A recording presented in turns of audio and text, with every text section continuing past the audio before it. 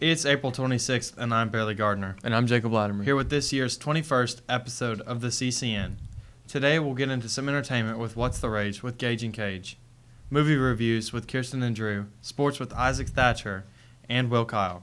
Also, Whether or Not with Seb Watkins and Will Kyle, and Imagine with Matt and Jim. On top of all that, Bailey and I will fill you in on some world news and important school announcements. It's time for the CCN.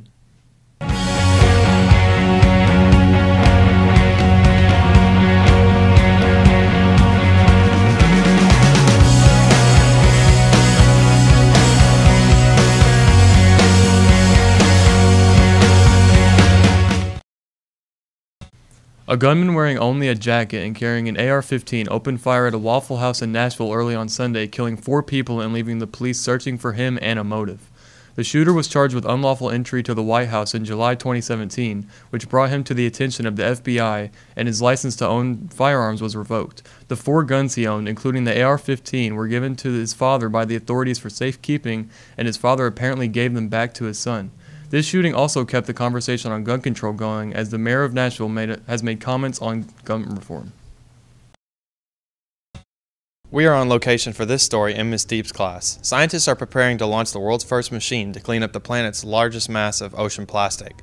The system, originally dreamed up by a teenager, will be shipped out this summer to the Great Pacific Garbage Patch between Hawaii and California, and which contains an estimated 1.8 trillion pieces of plastic.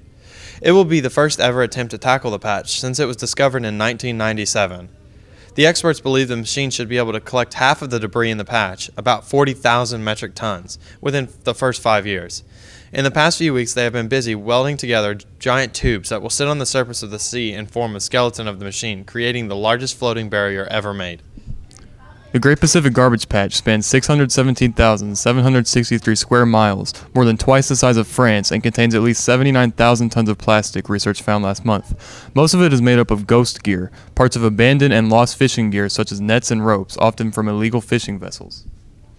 Ghost gear kills more than 100,000 whales, dolphins, and seals each year, according to scientific surveys. Seabirds and other marine life are increasingly being found dead with stomachs full of small pieces of plastic. Before hearing the story, have you ever heard of the Pacific Garbage Patch? Yes. No. Raise your hand if you've heard of the Great Pacific Garbage Patch.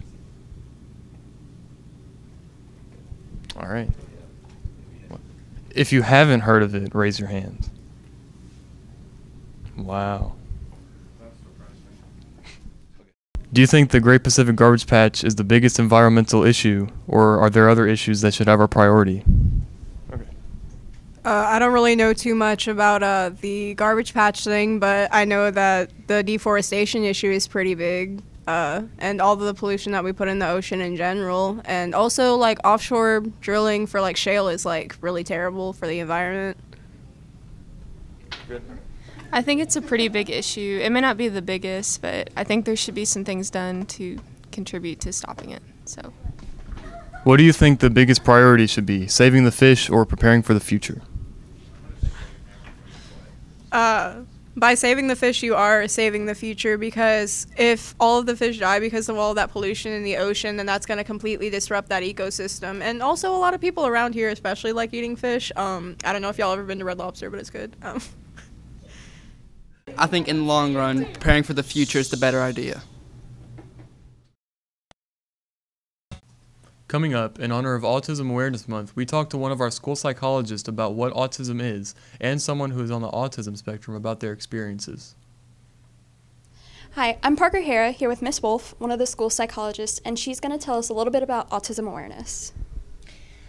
Thank you. I think Autism Awareness is a great week to talk about autism. Autism is a condition that affects people, and it affects the way that they can socially interact with others as well as their communication. They tend to have difficulty picking up nonverbal cues, maybe understanding figurative language and slang.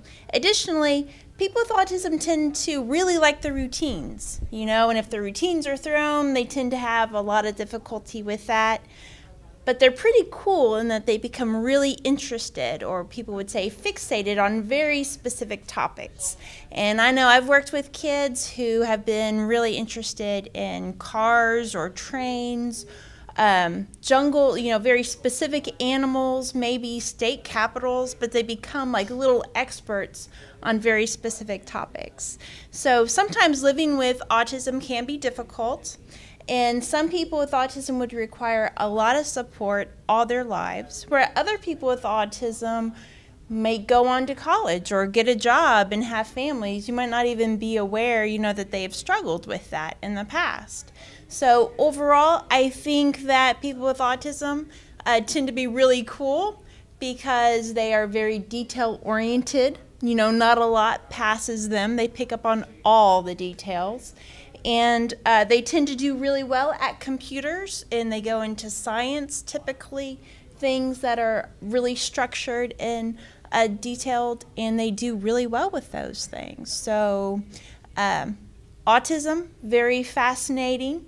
Happy Autism Awareness Week. Thank you. I'm Parker Hara here with Dina, and she's going to tell us a little bit about what it's like to live on the autism spectrum.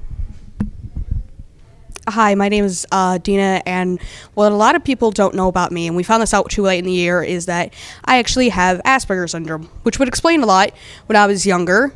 Because when I was younger, I had a hard time reading people's facial expressions and comprehending their emotions, and it would always, whenever I see other people cry, I would start to cry because, it would kind of confuse me and all that stuff. Or sometimes I would sit there and draw a blank face because I didn't understand what was going on or what they were saying or anything like that. And the thing that I realized that not a lot of people understand about it is that we are not apathetic. We, in fact, feel a lot more than what you realize. We just can't comprehend it. And a couple quick things of trivia. Both people with schizophrenia and ADHD tend to get off topic a lot. And also people with paranoia and autism spectrum disorder actually cannot comprehend emotions or read facial expressions. And did you know that whenever autistic kids seems to stare at one thing for a long period of time, they're not in their own little world, they're just really fascinated by that object. That is all I have to say, and thank you. Thank you.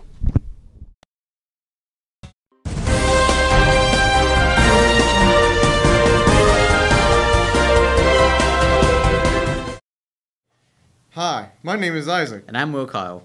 Let's get into some sports. The NBA playoffs are going, and here are some results from the games that happened over last weekend. The Milwaukee Bucks defeated the Boston Celtics 104-102. The Washington Wizards defeated the Toronto Raptors 106-98. The Cleveland Cavaliers defeated the Indiana Pacers 104-100. The NFL's annual draft starts tonight. The NFL also officially released schedules for all 32 teams for the 2018 season. The winners of this year's schedule, released according to ESPN, are the Steelers, Thursday Night Football, and fans from the UK, as there will be 3 London games this year, including one at the new Tottenham Hotspur Stadium. However, the losers are the New Orleans Saints, Seattle Seahawks, and the Green Bay Packers, as they face particularly difficult schedules. Now it's time to rage with those dudes from the Tri-Fest Band.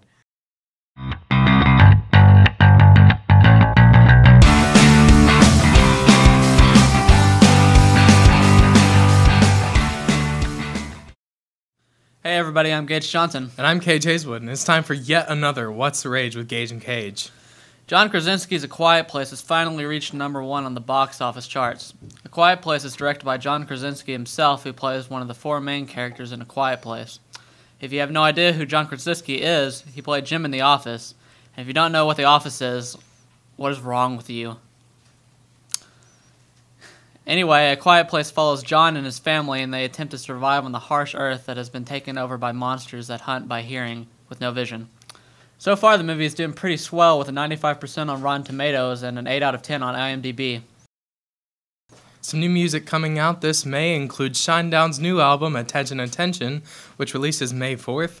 Arctic Monkeys' new album Tranquility Base Hotel and Casino, which releases on May 11th, and Five Finger Death Punch's And Justice for None, which releases May 18th.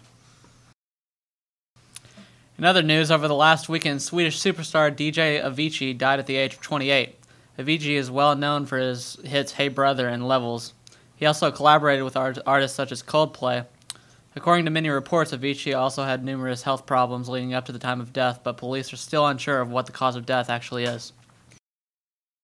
Over last weekend, the Tri-Fest was in town. If I do say so myself, it was pretty rockin'. Our local band 5 to 5 played a set in Central Park. We totally don't know those guys, but they sound great. Many hipsters and young homie broskies filled the streets all 3 days of the weekend to celebrate overly huge hot dogs and rides that are one bolt short of a safety hazard. Also over the last weekend, prom happened, so big shout out to everyone that helped make that happen. It was pretty dope, so good job. And now here's some more entertainment news from those classic gals, Kirsten and Drew.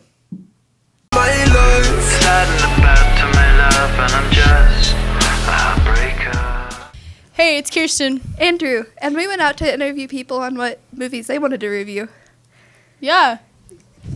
What's the recent movie you've seen, and how'd you feel about it? I seen The Last Jedi. Wow, that's recent. What'd you think about it? It wasn't recent at all, and it was mediocre. I thought it's just what it was expected after Disney took it over.